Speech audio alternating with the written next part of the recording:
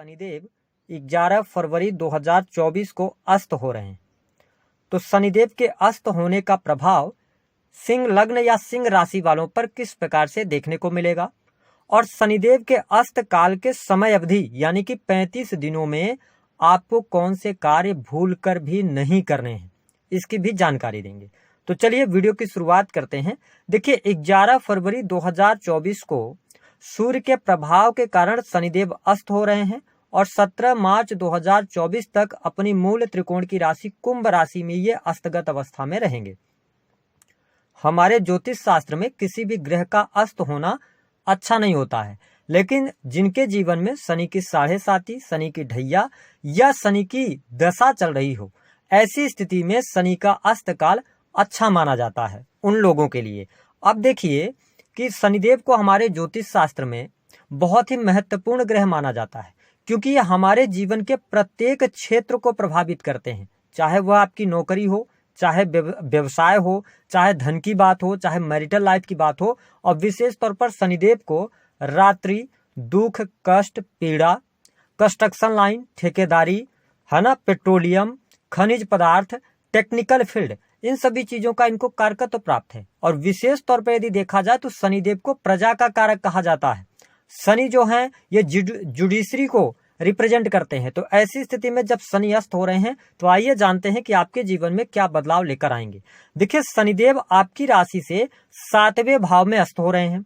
आपके ये 6ठे और 7वें के स्वामी बनते हैं और यहाँ पर सूर्य शनि की युति भी होगी, जिसके परिणाम स्वरूप कुछ क्षेत्रों में आपको विशेष उपलब्धियां प्राप्त होंगी, वही कुछ क्षेत्रों में आपको सावधानी पूर्वक आगे बढ़ने की सलाह ग्रह सितारे दे रहे हैं। विशेष तौर पर यदि देखा जाए तो जो लोग व्यवसायिक जीवन से जुड़े हुए हैं तो काम कारोबार के लिए शनि का अस्त होना आपके लिए बहुत अच्छा नहीं कहा जाएगा। कहीं ना कहीं से कार्य व्यवसाय में कोई न कोई विघ्न आ सकता है। लेकिन जो लोग सर्विस देने का काम करते हैं, सर्विसेज प्रोवाइड करवाते हैं, उनके लिए समय बहुत ही अच्छा रहेगा। आपको लाभ की प्राप्ति होगी। 7th हाउस आपके रिलेशनशिप के होते हैं। तो ऐसी स्थिति में जो सिंह लग्न या सिंह राशि वाले हैं, यदि आप नौकरी कर रहे हैं, चाहे आप बिजनेस कर रहे हैं, तो कार्यस्थल पर आप लोगों से वाद विवाद करने से बचें, क्योंकि सूर्य यहाँ पर शनि के साथ रहेंगे तो कहीं ना कहीं से आपके रिलेशन को ये खराब करते नजर आएंगे। तो इस चीज का आपको बहुत ज्यादा ध्यान रखना है। इसके साथ ही देखा जाए तो 7th हाउस आपके मैरिटल लाइफ का होता है और सप्तमेश ये बनते हैं और यहाँ पर अस्त हो रहे हैं, सूर्यदेव का प्रभाव रहेगा। यह समय आपके लिए मैरिटल लाइफ को लेकर बहुत ज्यादा निगेटिव रहेगा। ठीक है, बहुत ज्यादा इस टाइम पीरियड के दौरान संभलना होगा, अन्यथा पति पत्नी के बीच में अलगाव जैसी स्थितियां बनेंगी, क्योंकि आपके राशि के जो स्वामी है ना सूर्यदेव, वो 7th भाव में शनि से पीड़ित हो रहे हैं। और ऐसी स्थिति में 7th भाव में सूर्य का होना अहम के टकराव के कारण वाद विवाद बढ़ेंगे और ये वाद विवाद बहुत ज्यादा बढ़ सकते हैं। इसलिए मेरा काम डराने का नहीं है, लेकिन जो योग बन रहा है उसको बताना जरूरी है। इसलिए अपने मैरिटल लाइफ में इन 35 दिनों में थोड़ा आप सावधानी पूर्वक चलिएगा। कोई मिसअंडरस्टैंडिंग होती है तो उसको आपको बढ़ने नहीं देना है। अगर चीजें थोड़ी सी भी समझ आए तो उसको सुलझा लें तो ज्यादा बेहतर रहेगा, अन्यथा नोट करके चलिएगा आपके मैरिटल लाइफ में आपको कोर्ट कचहरी का सामना करना पड़ेगा। ये स्थिति आपको देखने को मिलेगी। हालांकि भाग्य के मामले के लिए समय अच्छा रहेगा, भाग्य आपका साथ देगा। जो लोग विदेश जाना चाह रहे हैं, विदेश से जुड़ा काम करते हैं, टूर एंड ट्रेवल्स का अगर आपका बिजनेस है तो आपको बहुत अच्छे लाभ की प्राप्ति होगी। साथ ही यदि आप धार्मिक क्रियाकलापों से जुड़े हुए हैं, धर्म कर्म के कार्य करते हैं, कथावाचक वगैरह हैं, उनके लिए यह समय अच्छा रहेगा। साथ ही पिता के साथ में जो मतभेद लंबे समय से चले आ रहे थे उनमें कमी आपको देखने को मिलेगी।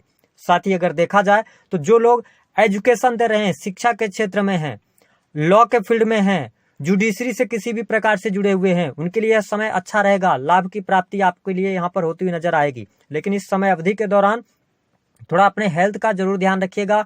कॉन्फिडेंस में कमी आपको देखने को मिलेगी। आप हड़बड़ाहट में, जल्दबाजी में बहुत ज्यादा फैसले ले जाएंगे, जो फैसले आगे चल के आपके लिए गलत साबित होंगे। तो इस चीज का आपको ध्यान रखकर चलने की आवश्यकता रहेगी। कोई बहुत बड़ा मेजर इशू आ जाए आपकी हेल्थ पर, ऐसी स्थितियां नहीं बन रही हैं। साथ ही यदि देखा जाए तो सबसे अच्छी बात यह बनेगी कि जो आंतरिक तौर पे आप परेशान चल रहे थे, आप बहुत ज्यादा व्यग्रित चल रहे थे, मन में बहुत सारे विचार थे, बहुत सारी चिंताएं थी, उन चिंताओं से बाहर निकलने का आपको अवसर प्राप्त होगा। ठीक है, ये स्थिति आपके लिए बढ़िया है। जो लोग भूमि भवन वाहन से संबंधित किसी भी प्रकार के डिस्प्यूट में फंसे हुए थे या कोई न कोई समस्या थी, भूमि भवन वाहन से संबंधित कोई कार्य आपका नहीं बन पा रहा था, उन कार्यों में आपको अनुकूलता देखने को मिलेगी, वो कार्य आपके बन जाएंगे। अगर प्रॉपर्टी का कोई डिस्प्यूट चल रहा था लंबे समय से, कोर्ट कचहरी आदि में आप फंसे हुए थे, तो उससे बाहर निकलने का आपको अवसर प्राप्त होगा, यानी कि आप उन चीजों से बाहर निकलेंगे। हाँ, एक बात का जरूर ध्यान रखना है कि जो मैंने बताया था कि 35 दिनों में कौन सी चीजों को भूल कर भी नहीं करना, इस चीज का आपको बहुत ज्यादा ध्यान रखने की आवश्यकता रहेगी कि देखिए, चाहे शनि देव हो या मंगल देव हो, जब ये दो में से कोई भी प्लेनेट अस्त होता है तो शास्त्र के अनुसार कहा जाता है कि आपको जमीन और मकान से संबंधित कार्य नहीं करना चाहिए। वही यदि शुक्र और गुरुदेव बृहस्पति अस्त होते हैं तो आपको शुभ और मांगलिक कार्यक्रम, विशेष तौर पर शादी विवाह जैसे कार्यक्रम नहीं करने चाहिए। तो यहाँ पर जो सबसे पहला काम आपको करना है कि आप सिंह लग्न या सिंह राशि के हैं, आपने मन बना रखा था, कोई प्रॉपर्टी आपके सामने आई, आप वहां पर पैसा लगा रहे हैं, आप ध्यान रखिएगा, यहाँ पर बड़ा नुकसान आपको हो जाएगा। इस चीजों का आपको ध्यान रखना है, जल्दबाजी में कहीं पर इन्वेस्टमेंट नहीं करना है। इसके साथ में आप देखें कि अगर आप पोषण से जुड़ा हुआ काम कर रहे हैं, होटल चला रहे हैं, ढाबा चला रहे हैं, रेस्टोरेंट चला रहे हैं, या आप शोरूम का कोई काम करते हैं, जो लोग इंटीरियर डिजाइनिंग वगैरह का काम करते हैं, क्रिएटिव फील्ड से जुड़े हैं, उनके लिए समय बहुत ही अच्छा रहेगा। आपको लाभ की प्राप्ति होगी, आपके कार्य बनेंगे, रुके कार्यों में गति आपको देखने को मिलेगी। वही सिंह लग्न और सिंह राशि वालों के लिए संतान से संबंधित समस्याएं दूर होंगी, संतान के करियर को लेकर समस्या दूर होगी, संतान प्राप्ति के लिए यह जो समय रहेगा यह बहुत ही बेहतरीन रहेगा। यहाँ पर आपको संतान की प्राप्ति हो सकती है, संतान का सुख प्राप्त होने के योग दिखाई देते हैं। वही लव लाइफ के लिहाज से भी यह समय अच्छा कहा जा सकता है।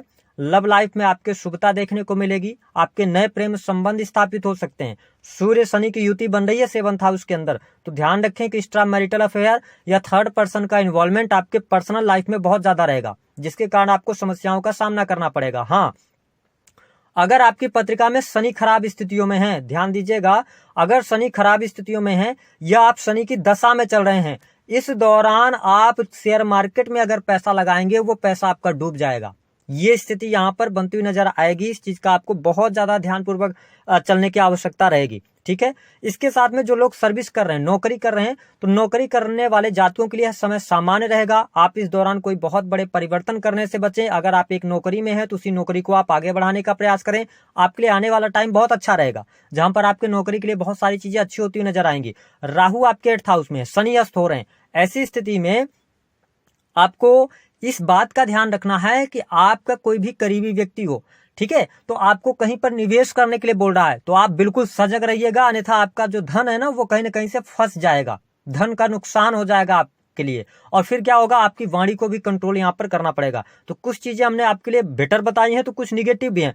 धन की स्थिति आपके लिए कैसी रहेगी, तो धन लाभ तो आपके लिए होता रहेगा। धन की स्थिति यहाँ पर बेहतर बनी हुई है, विदेशी भूमि से आपको बहुत अच्छा लाभ देखने को मिलने जा रहा है। साथ ही अगर देखा जाए तो यहाँ पर आपको बुद्धि से जुड़े कार्यों से बहुत बढ़िया है। जो लोग मेडिकल लाइन के अंदर वर्क कर रहे हैं, या आप लॉ के फील्ड के अंदर हैं, कोई सर्विसेज प्रोवाइड कराते हैं, आप कला के अंदर हैं, किसी भी प्रकार से क्रिएटिव फील्ड से जुड़े हैं, तो आपके लिए लाभ यहाँ पर बहुत अच्छा दिखाई दे रहा है। तो ये चीजें आपके लिए रहेंगी। शत्रु संबंधित थोड़ी सी समस्याएं यहाँ पर होती हुई नजर आएंगी। अगर आप इस दौरान लोन लेना चाहते हैं तो लोन वगैरह ना लें, क्योंकि देखिए क्या है ना कि शनि आपके 6ठे और 7वें के स्वामी होकर और 7वें में अस्त हो रहे हैं। तो ये स्थिति कहीं ना कहीं से आपके लिए निगेटिविटी यहाँ पर पैदा कर रही है। मैंने बताया कि आप प्रॉपर्टी से जुड़े कोई भी कार्य कर रहे हैं, इसको लेकर आप अवेयर रहिएगा, तो चीजें आपके लिए ज्यादा बेटर यहाँ पर कही जा सकती हैं। अगर देखा जाए तो सिंह लग्न और सिंह राशि वालों की इस टाइम पीरियड के दौरान थोड़ा सा समय अभी विपरीत होगा आपके लिए, लेकिन आने वाला टाइम आपके लिए अच्छा होगा। इसका आप इंतजार कीजिए और जो बातें हमने बताई हैं उसका ध्यान रखिए। उपाय क्या करें, मैरिज लाइफ को डिस्टर्ब ना होने दें, उपाय यही रहेगा। आप शालीनता से चीजों को समझाएं। दूसरी स्थिति, कहीं पर निवेश बड़ा ना करें, शेयर मार्केट वगैरह से दूरी बना के रखें।